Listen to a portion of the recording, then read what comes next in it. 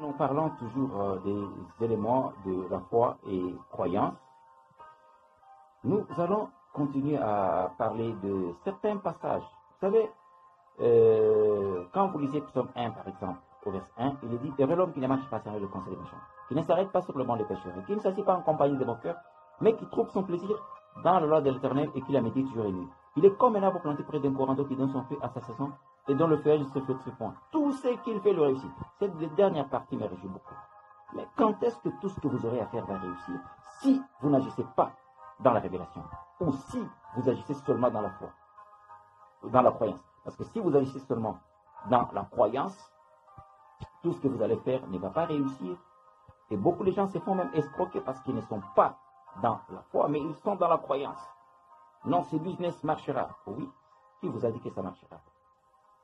Est-ce que vous savez si une guerre pourra éclater dans ce contrée et que tout sera bombardé? Est-ce que vous le savez, vous? Vous ne le savez pas. C'est-à-dire, il faut toujours laisser une part, un espace à celui qui contrôle toute chose. Vous voyez, il est dit en Proverbe 16 au verset 9 que le cœur de l'homme peut méditer sa voie, mais c'est l'Éternel qui dirige ses pas. Écoutez, vous pouvez méditer, élaborer des plans, des projets, mais c'est lui qui doit diriger vos pas. C'est Dieu.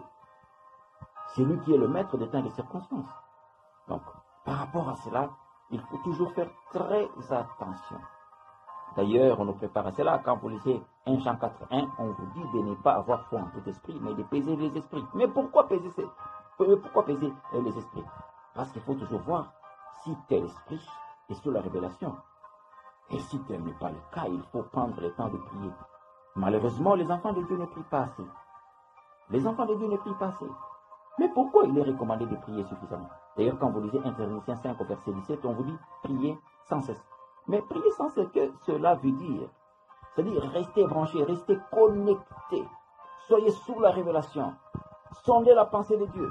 Parce que, écoutez, qui vous connaît mieux que Dieu? Il est dit en Proverbe 20 au verset 27 que l'esprit de l'homme, c'est la lampe de l'Éternel. Il explore la profondeur de l'être. Qui vous connaît mieux que Dieu? Personne. Et alors, si tel est le cas, vous devriez avoir l'habitude de prier suffisamment. Prier suffisamment, ce n'est pas monologuer. Vous voyez quelqu'un qui se lève, il dit « j'ai parlé, j'ai parlé, j'ai parlé, j'ai parlé, j'ai parlé ». Oui, écoutez, même dans une conversation. Dans la conversation, c'est seulement vous qui parlez. C'est seulement vous qui parlez. Et votre interlocuteur ne dit rien du tout. Ça, c'est quel genre de conversation? La prière, c'est la communication entre deux entités, entre deux structures, entre deux unités. C'est la conversation. Je dis quelque chose et j'attends la réponse. Mais c'est seulement vous qui parlez, c'est seulement vous qui parlez, c'est seulement vous qui parlez. Et quand on pose la question, qu'est-ce que Dieu vous a dit? Non, j'attends. Mais qu'est-ce qu'il t'a dit? Et c'est très important. Donc, après avoir parlé, laissez le temps que Dieu vous réponde. Laissez à Dieu le temps de vous répondre. C'est ça la communication. Et s'il n'y a pas ça, vous allez parler pendant des heures et des heures, il n'y aura rien du tout, parce que vous n'avez rien appris, rien écouté de Dieu. Avec Dieu, on communique. C'est très important. Donc, quand on vous dit de prier sans cesse, c'est-à-dire vous parlez à Dieu, vous lui exposez ce que vous voulez, et Dieu va vous répondre. Et quand il vous répond, suivez ce qu'il vous dit, faites ce qu'il vous dit. Ce n'est pas un Dieu qui est là, Dieu n'est pas votre garçon de course. Non, j'ai demandé à Dieu ceci, j'ai demandé à Dieu cela, mais par rapport à ce que lui vous a demandé de faire, qu'est-ce que vous avez fait? Rien du tout. Vous tombez dans la passivité, dans la paresse, et vous attendez qu'il fasse quelque chose.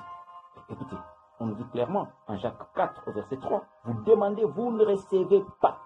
Écoutez, c'est là aussi un élément de la différence. Quelqu'un qui a la croyance peut se lever, il dit, j'ai demandé, je crois que ceci marchera. Oui, c'est une requête. Mais on vous dit que vous demandez, vous ne recevez pas. Pourquoi? Parce que vous demandez mal, dans le but de satisfaire vos passions. Quelqu'un qui est dans la croyance, tout simplement, il va faire des requêtes dans le but de satisfaire ses passions. Et c'est là où ça n'enchante pas Dieu. Dieu veut que vous formuliez des requêtes qui sont sous la révélation.